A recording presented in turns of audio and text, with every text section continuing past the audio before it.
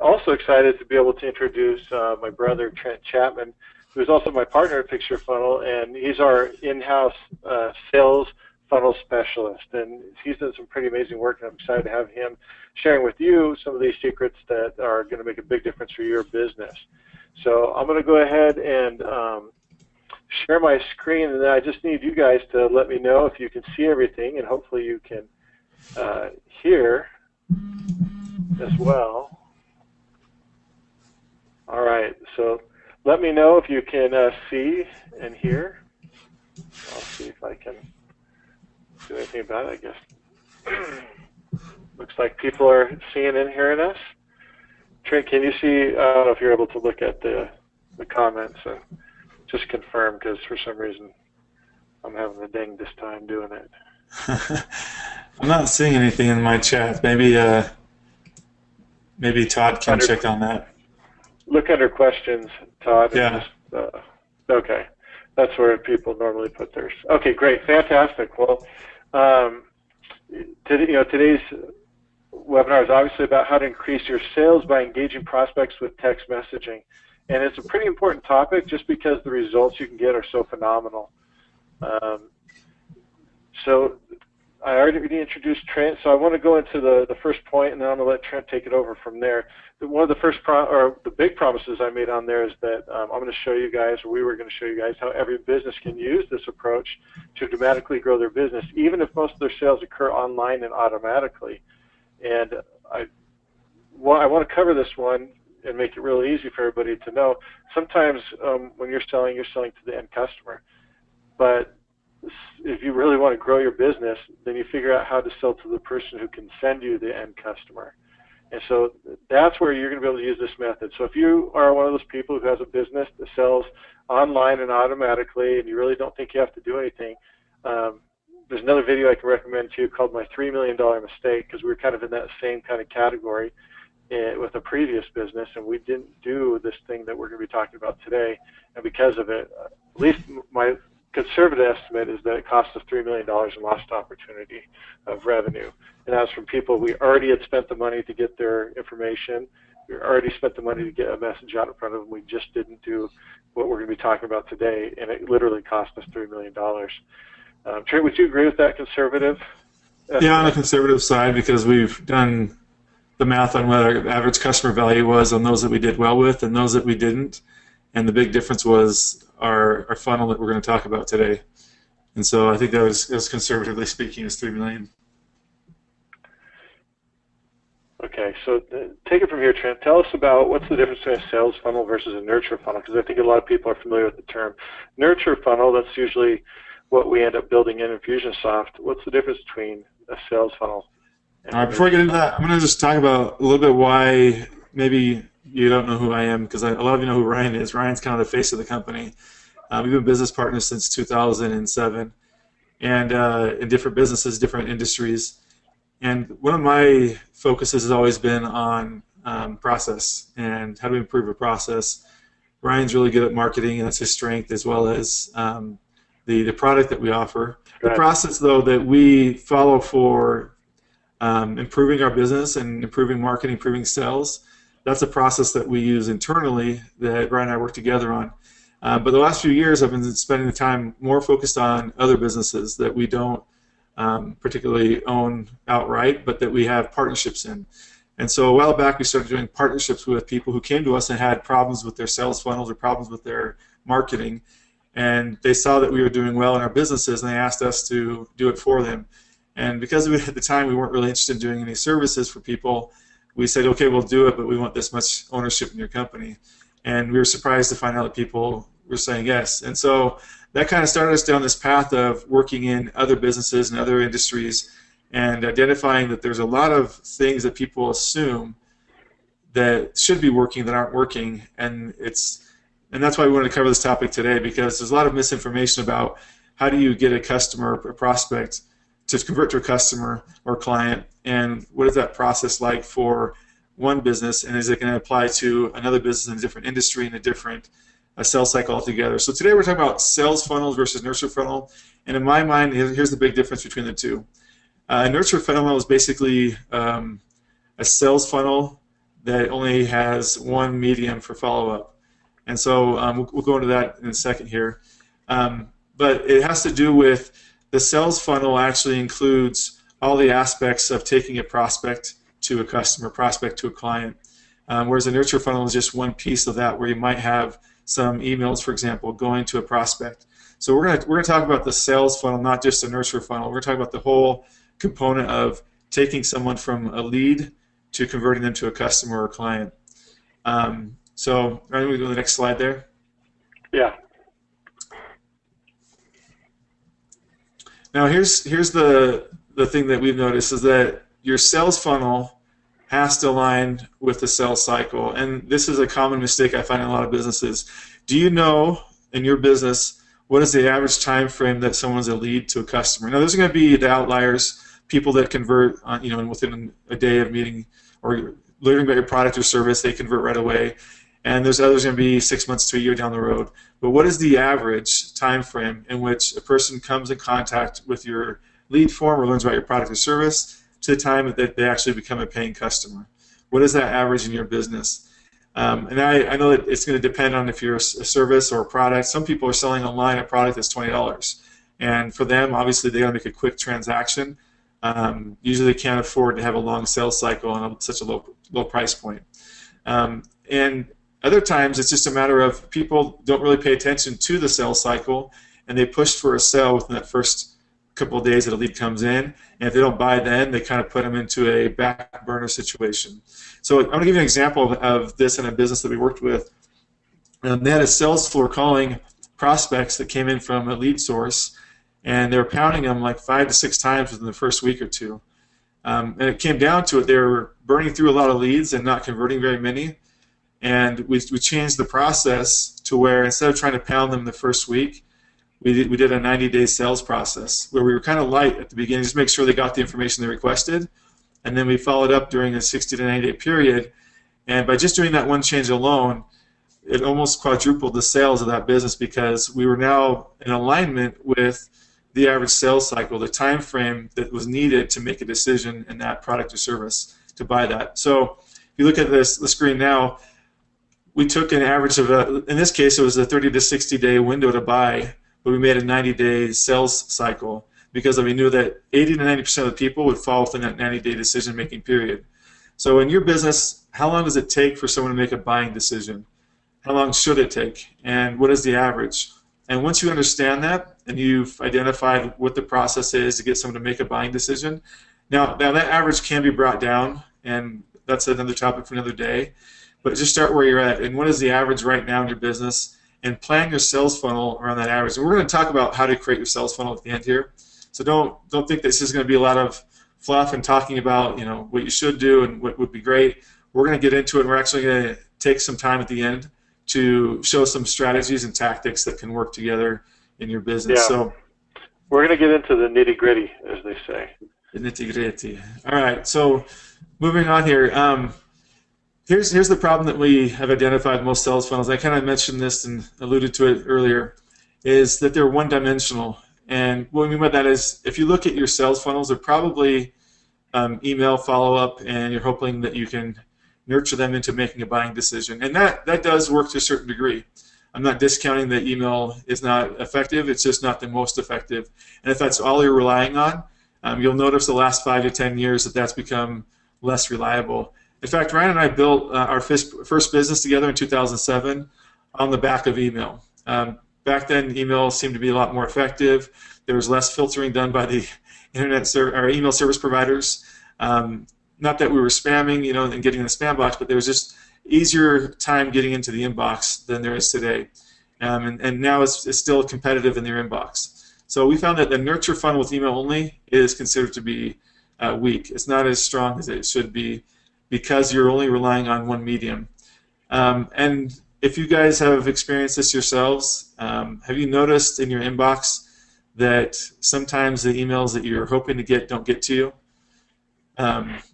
There's this quote that's probably been more popular recently within the current political cycle, that he that lies down with the dogs shall rise up with fleas.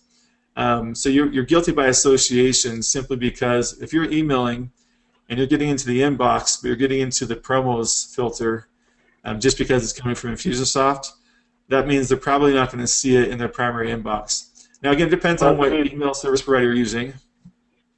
And to be totally fair, it's not just a problem for people sending email from Infusionsoft. If you guys use something like Google, then you can look at what gets lumped into the promos box or group bundle. And when you do that, then you get to see that the problem is that everybody sending their email is getting lumped together. So it doesn't even matter if they wanted your email. Sometimes they'll miss it simply because it gets lumped in with all the other junk that they're receiving. And so this is what makes email alone so difficult.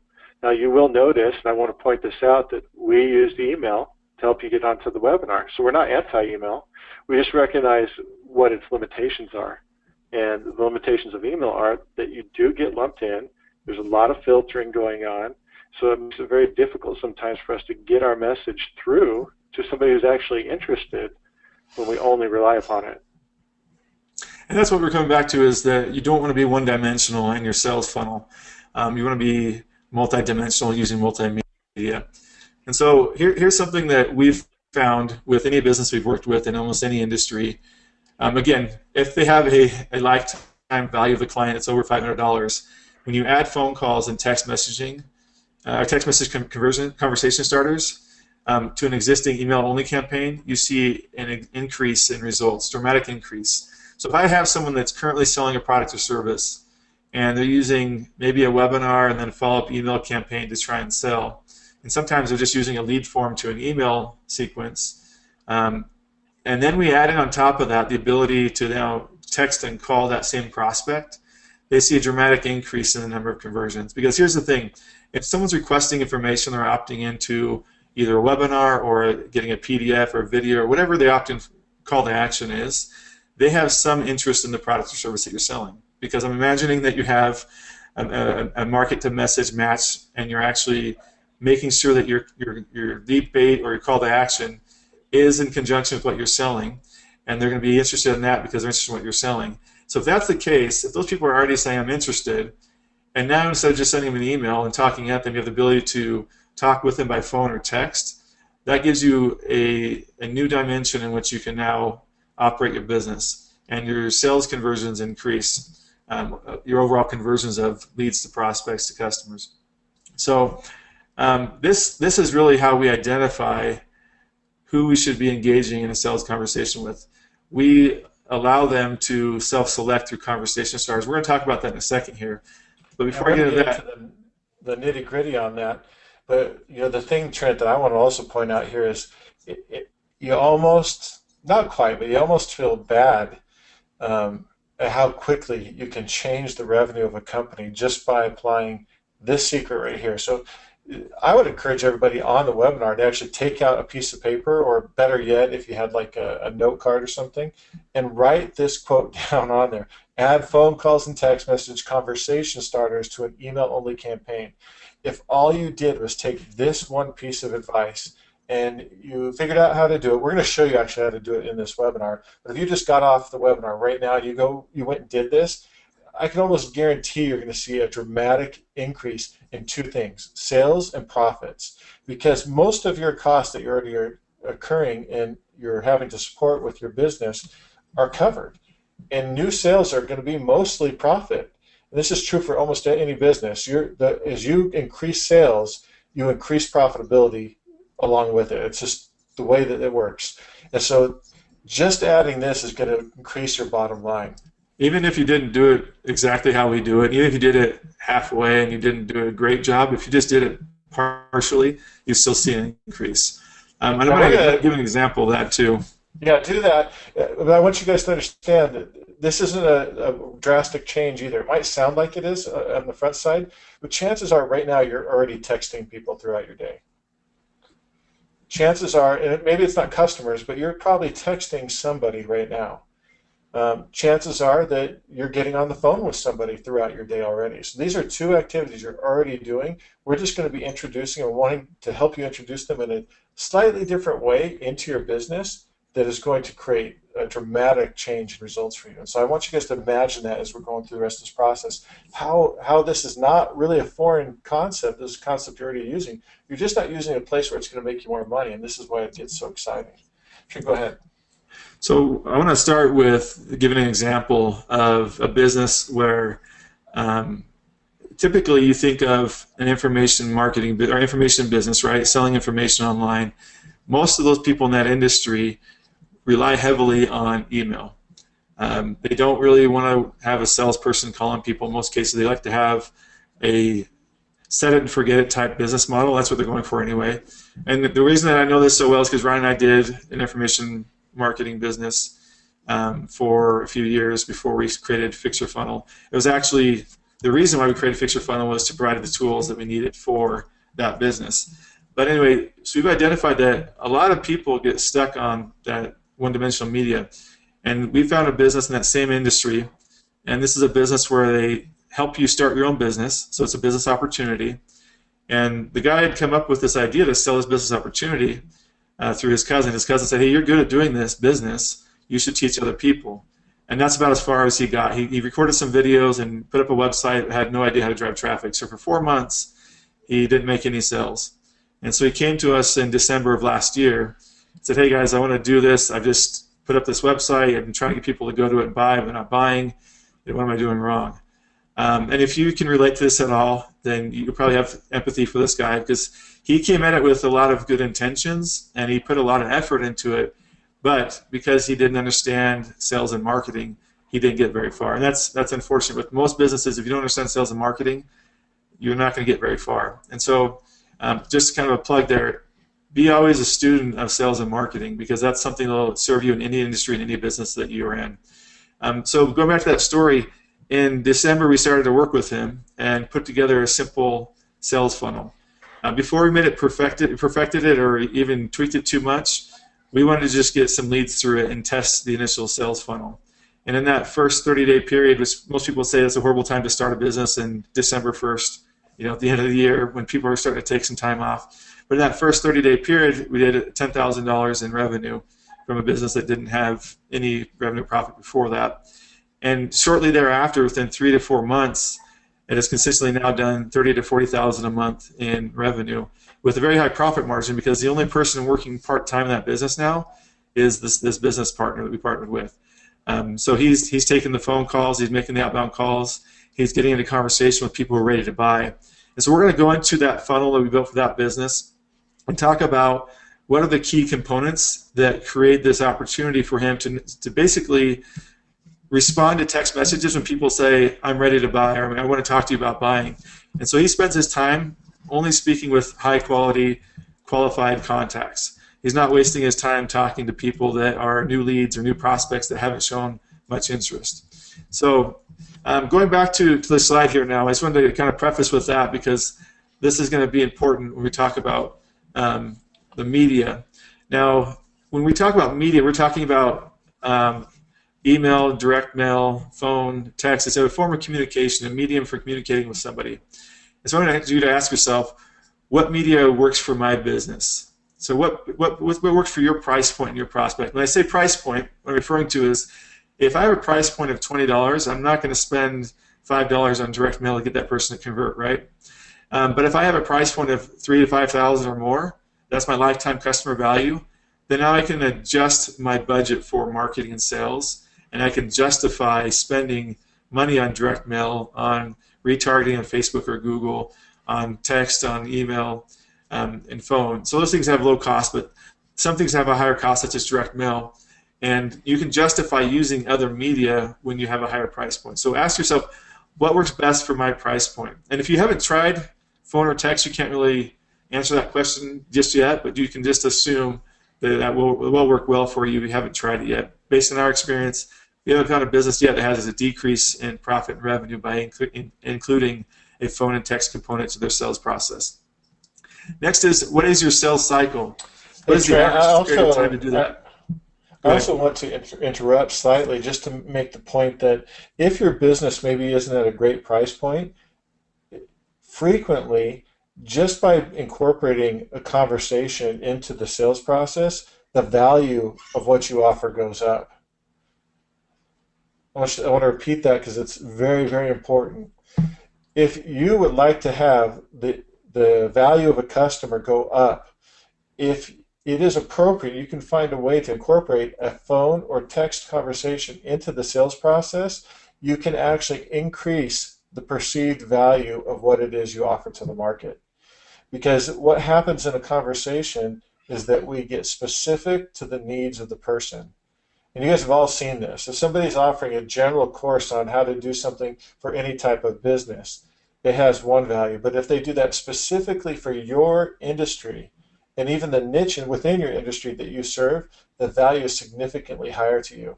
Well, our ability to customize and tailor comes when we can have conversations. So if you do have a great business and maybe you like your price point, you're happy about all that, if you'd like to increase it by incorporating the phone and the texting into your sales sequence, you're going to increase the perceived value and the ability for you to raise prices, which is also a very attractive point of this approach. So Trent, go into what is your sales cycle? Yeah. So I want you to take your piece of paper that Ryan had you get out earlier, and if you're driving, then do this later, but do make a point to do this. I want you to write out, because it's easier to write it out versus trying to type it up or anything. Just even if your handwriting is horrible, it's chicken scratch, that's fine. What is your sales cycle? In your current business right now, you get a new lead. What is the cycle they go through to make them get in all the information they need to make a buying decision? How do you get them to the buying decision? I want you to write that down. What's important here is to distinguish between what you're doing with them versus what they actually do. Because when we say sales cycle, we're not necessarily talking about what systems you have in place already. We're talking about the process that your prospect goes through to arrive at a buying decision. So do they buy or not buy? What are the things that they have to determine, overcome, evaluate? I think, Trent, isn't that what you're getting at in terms of the sales cycle? What is the natural process for them? It could be in conjunction with what you do, but make sure you cover what their perspective is as well. Yeah, we're going to be getting to that in a couple slides here. I want to, in this specific incident or this specific part right here, what I want you to do is just write down what is your current sales process, your sales cycle right now in your business.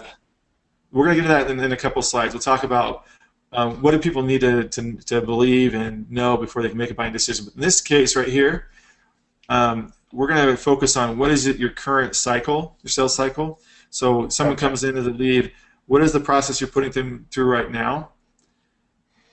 And how long does that take? Again, we had that diagram or that visual up earlier where it had the bar that sometimes people have a 30-day sales cycle that their customers should go through, but their internal sales cycle is only 14 days. So I want to see if they use just 14 days, then write that out. I want to see that part of it. What is your current sales cycle? Because this is going to help you to identify what are you doing now and what can be improved. What can you do different once we get done talking about all these concepts? So having your current cycle out on paper, what's your current process, your current funnel, writing that down in the average time frame that you go through. And some of you have a long-term nurture campaign that might be, an email a week for a year. You got 52 emails written out. Just write 52 emails, and that's fine. You don't have to write out, a dot or a box for every email. But just make sure it's very clear to you what is the sales cycle. And if you don't know, then that's also a good indicator that you can have a lot of success from what we're going to share with you today. Yeah, if you're in business and you don't know what your sales cycle is, that is awesome news. Because once you figure it out, you are really going to excel. So now you've thought about what is your current sales cycle and what is the average time frame that a prospect turns into a customer or client for your business. Ask yourself, could that be shorter with better follow-up, better systems, with better medium for communication? So if I'm just using email only and my average time frame is 2 weeks, not only would I increase the number of sales, but I might decrease the time frame to make the buying decision if I incorporated text message conversations and phone conversations into that sales cycle. If I did that, and this is a best guess, could it be shorter with better follow-up? And then, does your prospect need time to prepare to purchase? So, and for example, I used to be in the real estate industry. I was a mortgage broker and a real estate broker. So in both of those cases, depending on the client, if I was working with a buyer or seller, a buyer needed time to make a buying decision. Sometimes they were just looking and kicking tires, but they weren't ready to buy for 3 to 6 months. In that case, I had to have a nurture sequence that was longer than a seller. A seller that says I'm ready to sell isn't usually waiting 3 to 6 months to make that selling decision. They're ready to sign the contract usually within a few days or a couple of weeks. when they make the decision to sell, they want it sold now. And so there's a different sales funnel or sales cycle for different prospects in certain businesses. Most of you sell one product or one service to one type of customer, so it may not be as complex, but for those that do have a more complex sales cycle, you might have different people in different situations that have a very short, very quick sales cycle, or they have time to prepare to make that buying decision. And in some cases, it's just a matter of getting educated, because the sales of the product or service that you're doing requires a lot of education compared to most other people that might sell something that's easy for people to comprehend. The first question is, should it be shorter? Because we're trying to compress that, because the shorter your sales cycle, then the more frequent or the more flips you can have with your marketing dollar. And that means that with less capital, you can make more return on investment. But the second question is important, so we don't rush it, because as Trent cited earlier, sometimes if we rush it, we kill the sales process entirely. And once we figured out that and we fixed that with that business, we were able to then quadruple the sales simply by giving them the time they needed to prepare for the purchase. Now, the final question we have is, what media can you afford to invest with your lifetime customer value? So that's what LCV stands for, is lifetime customer value. So if you don't know that, it makes it a little tougher to answer this question, so you'll need to figure that out. If you're a relatively new business, sometimes it's more difficult to figure out, but you then at least have to go off your initial customer value. This also brings up another point that I hear often from people who are afraid of doing sales. And not that they're afraid of talking to people on the phone. They're afraid of hiring a salesperson because of the cost of having an employee to do that. Some of you are in a business where you're the only employee, the only one that runs it. And this process can still work, because as long as you have a system in place, the phone conversations that you'll be engaged in are pretty direct and with people who are really interested and ready to make a buying decision. And those kind of conversations are always a lot more fun than cold calling a list of people that don't know who you are and don't want to talk to you. So when you think about your lifetime customer value, this also affords you the ability to hire a salesperson if you understand the lifetime customer value, and you can justify paying a decent sales commission to have someone else do those sales for you. And this allows you to have leverage. This is what I want to interject here as well, is when you have a good system in place, you don't need a great salesperson either. You just need someone that can follow the system. And in a system like we're going to be showing you guys how to build here, it's going to be bringing people up that want to have the buying conversation with you. Now, I promised in some of the copy that we told you that we're going to teach you the way to be using text messaging correctly, because the way that a lot of people are telling you to do it is totally wrong, and it's probably doing more harm than good to your business. And the picture you see in front of you right now illustrates how most people use text messages. They use it the same way they use their email, which is to talk at instead of talk with. And you guys can probably do a quick evaluation if you already have some email nurture campaigns. Look at those emails and see if those emails are intended to initiate conversation or give commands. Now, there's nothing wrong with a call to action. I'm all about call to actions. But the question is, in all of our communication, are we only giving calls to action? Are we only giving commands? Or are we initiating conversations? This is a totally different mentality to the way that we approach our marketing and our sales funnel in particular. And so in our sales funnel, we do not want to speak at anyone. We want to speak with them. And so this right here is how most people do text message marketing, and this is why it's totally wrong. And it's extremely destructive to your business. Trent, you were mentioning before we started how a lot of people that when you mention text message marketing, they have kind of a bad taste in their mouth. Why is that? Well, I think that when people hear text message marketing, they assume that you're broadcasting or that you're spamming through text message. And that's exactly what Ryan's talking about. We don't encourage that at all. We never encourage people to rent or buy a list of phone numbers and send out a message and try and get them to respond. That's totally bad practice, and it's also illegal. And so it's not very smart. And usually I find that people that are desperate resort to stuff like that, which is borderline or crossing the line. And so you just want to make sure that you understand that that doesn't actually produce good results and also puts you at risk. What we talk about when we talk about using text messaging and marketing, and when I explain this to people when I go out networking and I'm meeting people and talking about business, I always explain this in a way that gets them excited about using this in their business, because once they can understand the concept of how we use text messaging as a medium to communicate with leads and prospects to get them to make a buying decision quicker, they get super excited because they don't see it now as spam marketing. They understand what it is. So I'm going to give you an example, and then we'll kind of go over some of these, the questions that we go over when we're making a campaign that includes text messaging. But as an example, we might send out a text message as part of a follow-up funnel. So I might have my email funnel already built out, right? And I've got emails going out every few days and trying to get the person to take action. But because of the way we lead generate, we also have their phone number, and we'll talk about that in a bit. We have their phone number, so now we are able to text and call that same prospect. So as part of the sales follow-up, we might send them out a video in an email and video in a text message. And just guess, which video link do you think has more views? The video link that's sent through text message or the video sent through email? And it's easy to guess that, right? It's going to be pretty obvious, because if I requested information from you and you send it to my email and you send it to me via text, I am 3 to 4 times more likely to see the email or see the text and also click the link than I am to do that through email.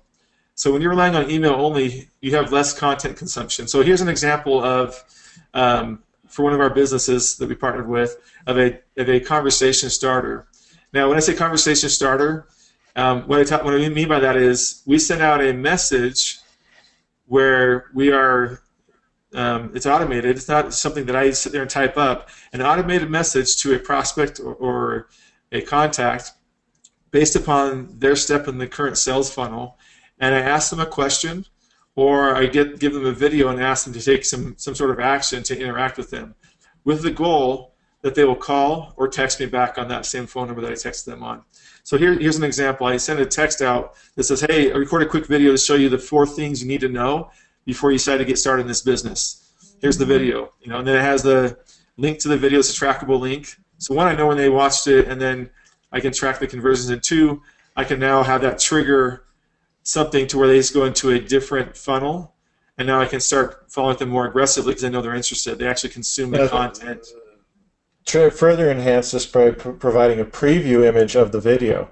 So it gets, if a text message alone wasn't already good, this one, because there's an image coming along, it gets bumped up to the top. So the preview of the video helps them to understand, oh, I want to watch that video, and they click on the link.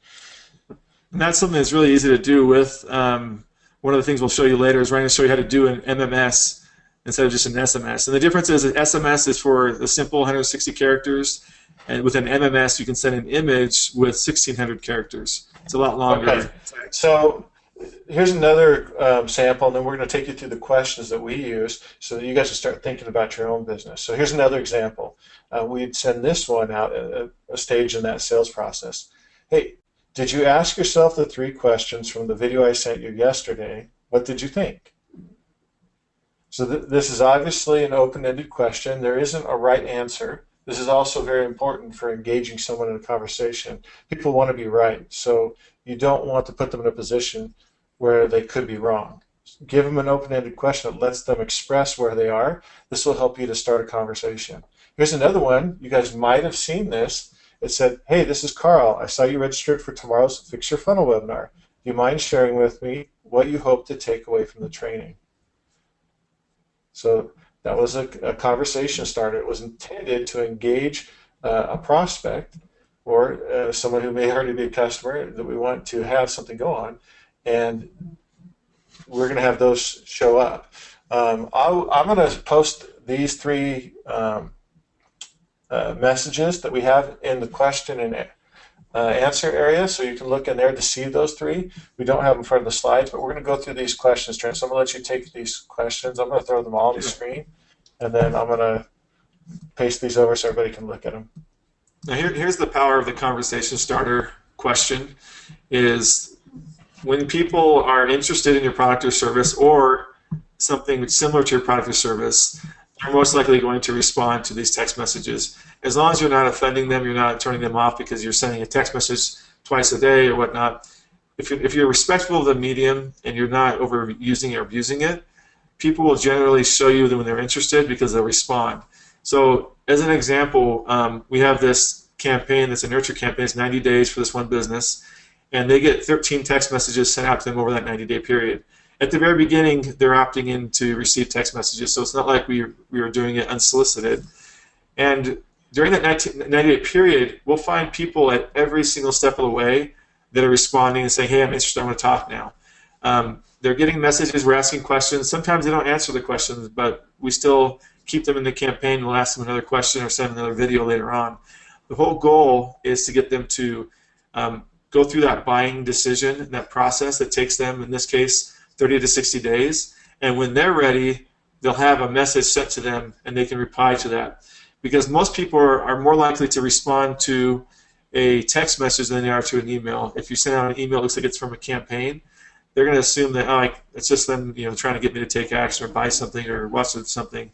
But with text messages, people are used to the two-way back and forth. Emails become a medium that people use to talk at so much that less and less people are expected to reply to emails from you when they see them as marketing emails. So let's go through these questions. Yeah, we'll go through the questions. We're running short on time. I want to make sure we have time to do the live demo of how to set this up.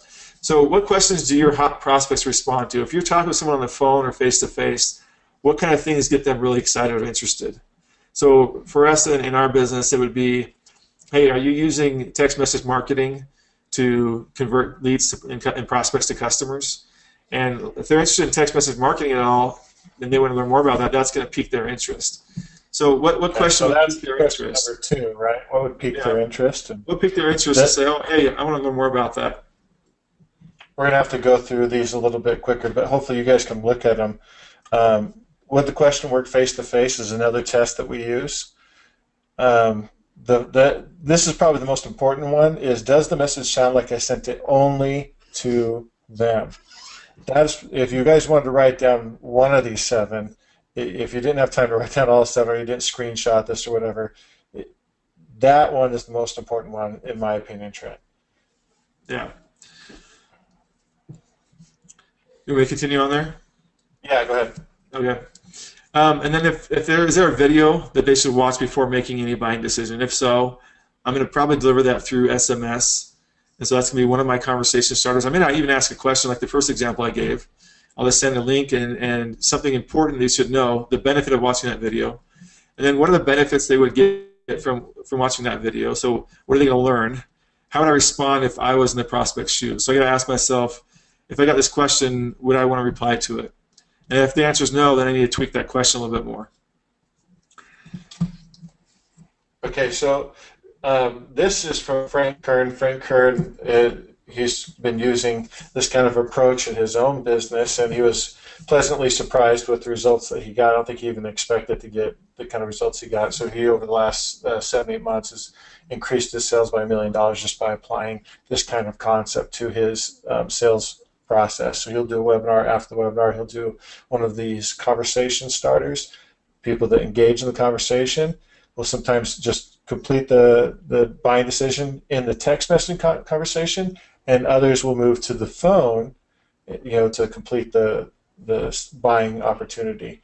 But what he does to start off his conversations, and they did a little testing before they arrived at this tip, is he usually has a member of his staff that's going to be responding to the question, so he doesn't pretend like it's him doing it. This is also a good thing for positioning.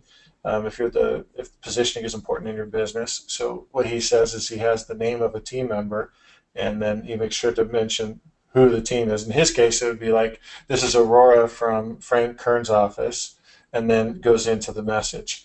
So that setup gives context for the person receiving it, just in case they don't have immediate context from maybe some earlier message that they engaged with through a lead capture process, through text messaging or something like that.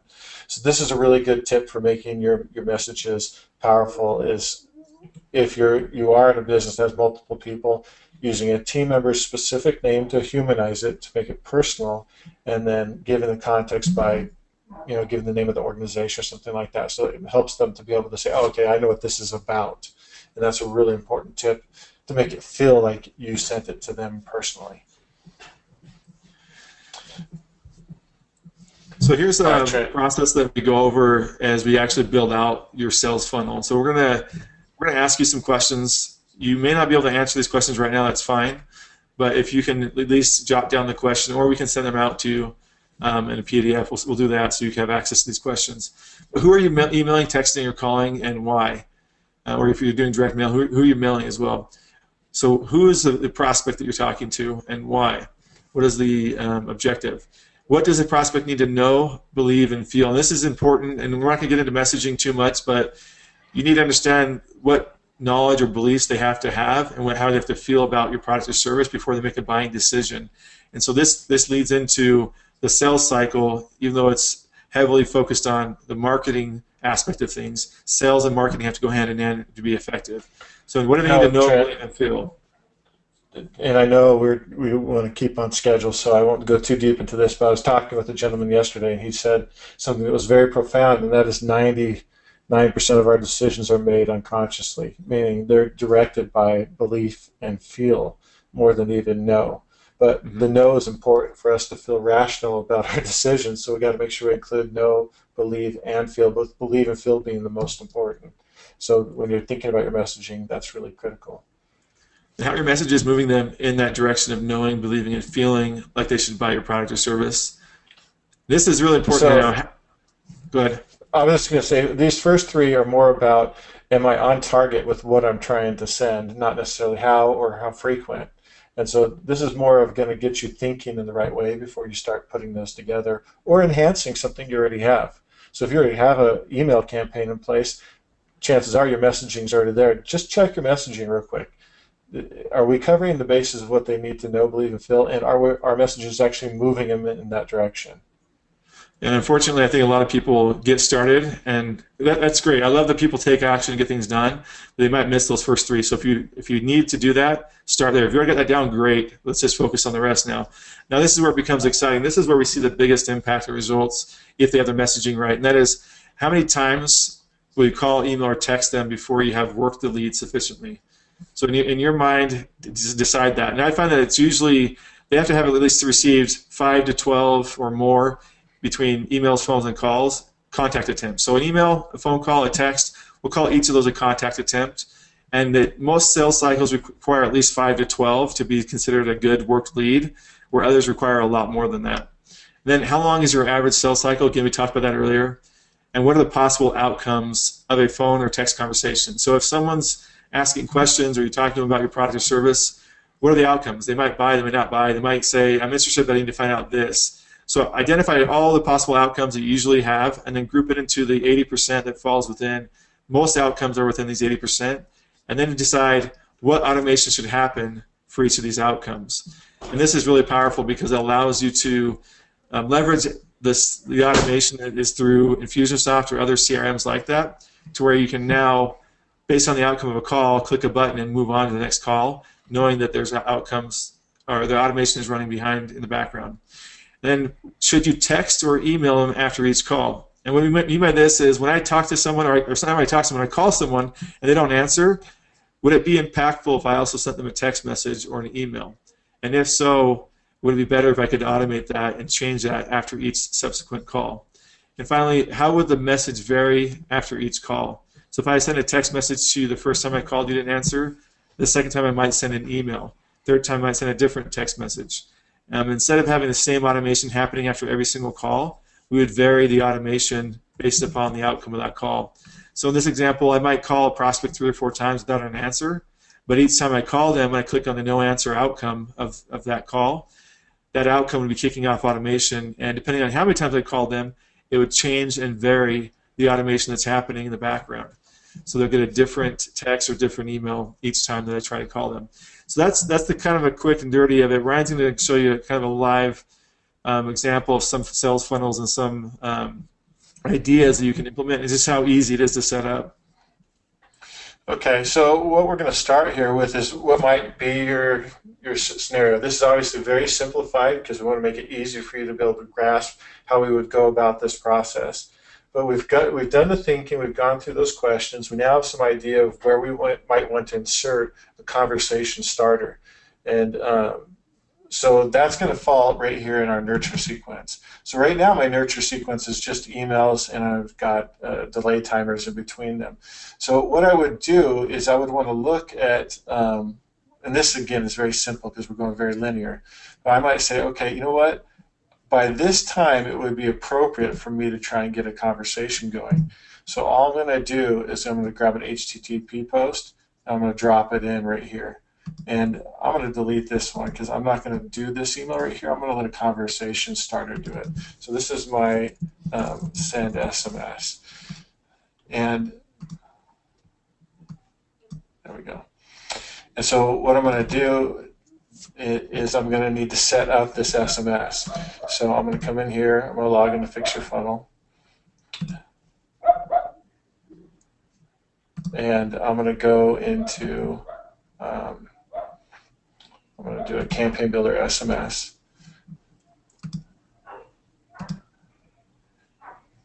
And now I'm going to start deciding what do I want to name this. So this is my convo starter. I'm going to pick my number. Type and talk at the same time. Yeah. And so let's go ahead and take one of our questions that we had earlier. So I'm going to take this one that you guys may have seen already. Oh, I forgot. I got to go.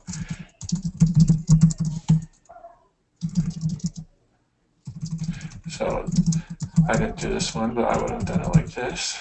Hey, this is Carl, Fixyourfunnel. Remember that from earlier. I saw you registered for the webinar.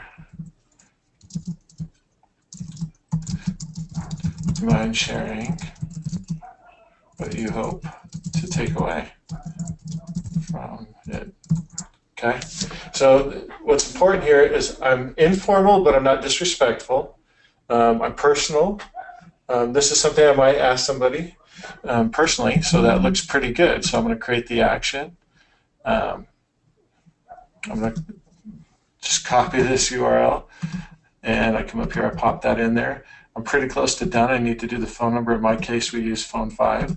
So I'm going to open up the merge, and I'm going to use not custom fields, additional fields, because phone numbers aren't important in Infusionsoft. And I'm going to copy that and put that in there. So now I've got everything I need for this to go, and I've got my text ready. Now you notice that didn't take long to add in. The most time was spent on thinking about what my message would be. So that's the important part. The most time you're going to be spending on is what should my message be. The actual setting this up is pretty easy. Now, what's cool about this is I'll set these in, and maybe I'll have an email, and I'll maybe add a couple more emails in here. Maybe I get all my text messages in. Now that I have that, I put people through. Now, the only important part I need to get is I need to make sure that I'm getting a phone number in my process of lead capture. And this goes back to marketing rule number 19, which is before you decide how you're going to lead capture, you have to know how you're going to follow up, or what your sales process is going to be.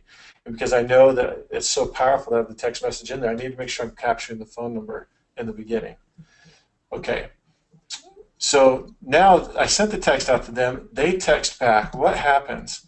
Well, we have the Fixyourfunnel messenger, and so we're going to go in there, and what's going to happen is in the messenger, let's see whose stuff is in here. Oh, Ross Walker. Okay. So I had this is our campaign builder SMS. Okay. This is the one that that you guys may have received. So now this was cool because Ross forgot what he'd signed up for.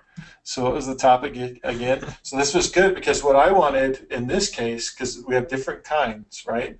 We have text messages that are meant to, sorry Ross, I hope I didn't make you feel bad here. We have conversation starters that are meant to engage somebody into sales conversation, but I also have conversation starters that are meant to bring me top of mind. So this one right here is a bring me to top of mind one, because by doing this the day before, you notice I'm not just saying, hey, remember there's a webinar tomorrow, because that's what everybody else would do as well. I made this a personal thing where you guys felt hopefully that you could respond. And that was good because I want to open up this conversation channel. I want to open up this friendliness of you being able to chat. And so I claimed this conversation because, Ross and I are buds. And then I sent him the link. I was a little short here. I probably could have been a little more friendly and said, oh, it's this one, Ross. Look forward to seeing you there. I did that with some other people, but Ross and I are buds, so I just went straight for the kill.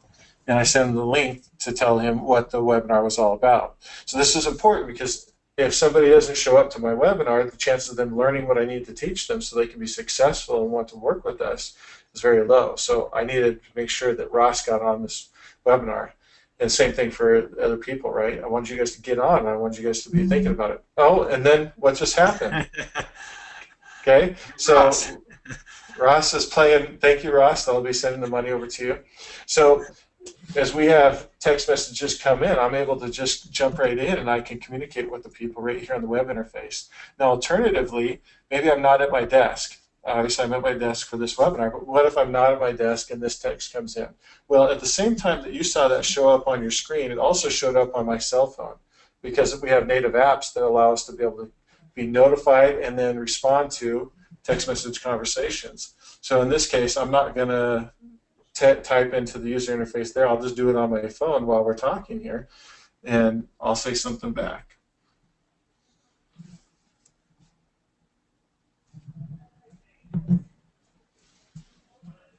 Okay, so I just sent him a text message. My user interface will get updated eventually here, and what's going to happen is that conversation was taken care of on my phone. So this is how this whole process works. Infusionsoft is expanding your humanity, your ability to interact with people by sending out these text message conversation starters, and then as people respond to them, then it comes into this user interface or on your phone, and this works for a team and as well as for individuals. And in that case, when this text just came in from Ross again, I'm not the only one that got notified. All the members of my team who I want to be handling text messaging got notified as well if this conversation hadn't been claimed. In this case, I'd already claimed it, so it just came to me. Okay, we got a few questions here, Trey. I'm going to hit those before we go into the next part. Okay, okay, so when they respond to your text, where does it go and how do you respond? We just showed that. Perfect.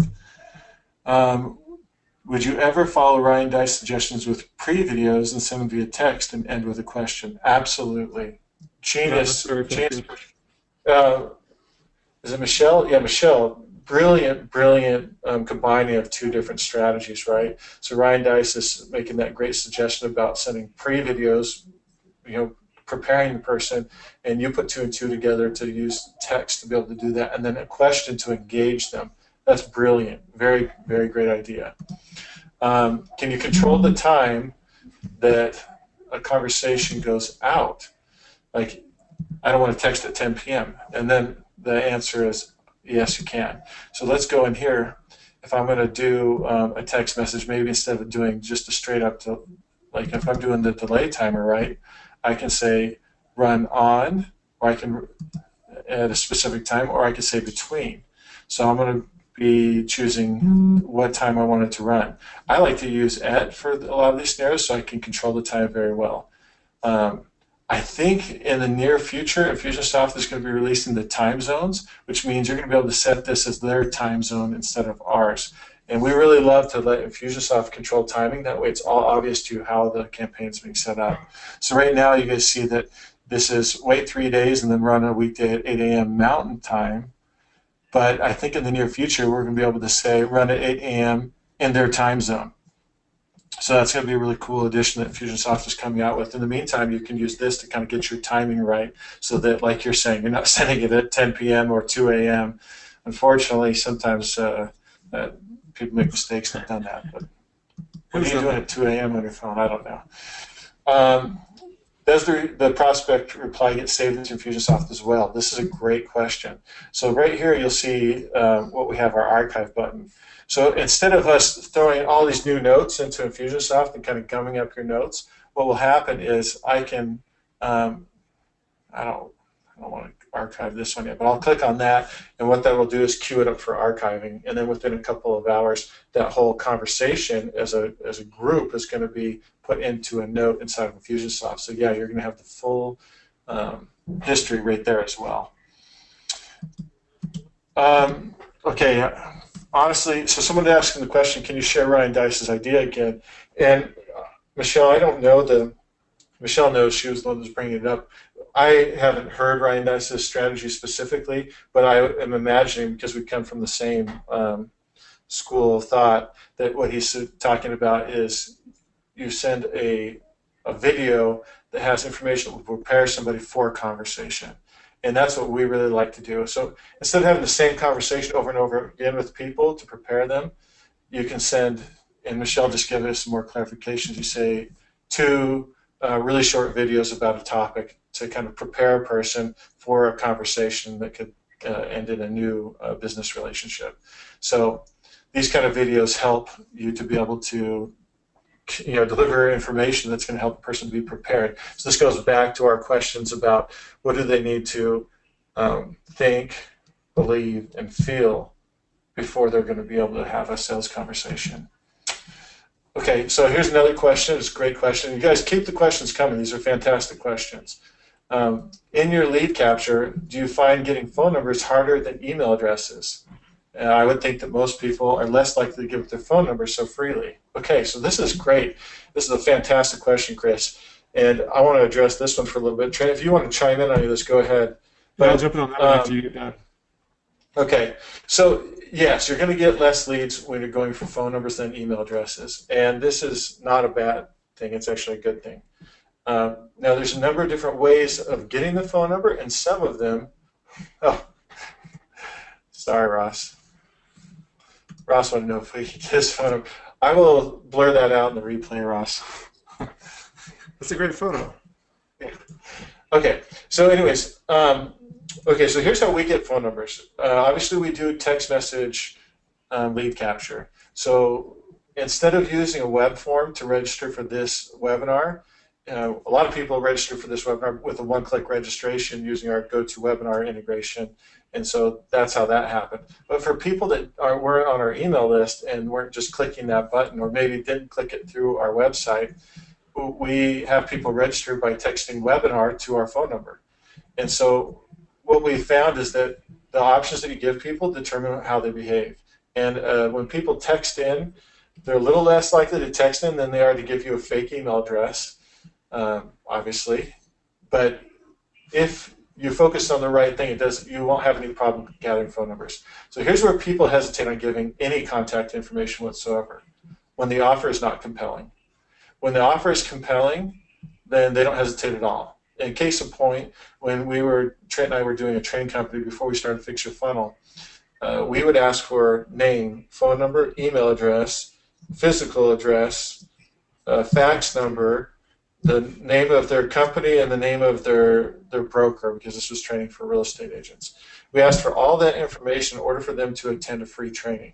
And why would they give it up? And they did give it up, by the way. They gave us legitimate information. They gave all of it because they wanted what we were offering them. So I'll focus more time on the offer than worrying about if you're going to get fewer. And what you'll find is the quality overall of your leads, and as a result of the people doing business with you, is much higher. So yeah, there is a sacrifice in numbers theoretically, but it plays out financially. Now I can attest to this because we actually built Fixyourfunnel not off of the email leads, but actually off of text messaging leads. We don't even hardly gather email addresses except for through the text messaging platform. So we're all about phone numbers. We're always thinking about phone numbers. But another way that you can capture phone numbers is lead ads. We found that lead ads, people are pretty easy to give their phone number because generally their phone numbers are already associated with their Facebook profile. And so when here's Facebook an example, sticks that in. Yeah, go ahead. Here's an example of that. We have one business where I just looked at the numbers. We've got 651 leads from Facebook this month at a cost of $2.18 a lead with name, phone number, and email. So we can still keep your cost per lead relatively low. And this is a business opportunity, so it's not like a super cheap lead. It's a pretty good cost per lead for that type of industry. And that's 651 leads for $1,423, I think it was. spent for the month of August so far. So you can have relatively low cost per lead, even while you're asking for a phone number. And those are Now, being better quality leads as well. when you collect a phone number through a form as opposed to text messaging, so if someone's not texting a keyword to your phone number, or texting into your phone number in general, we don't make it a habit to text those people unless they give us express permission. So when we're doing leads like Trent was just talking about,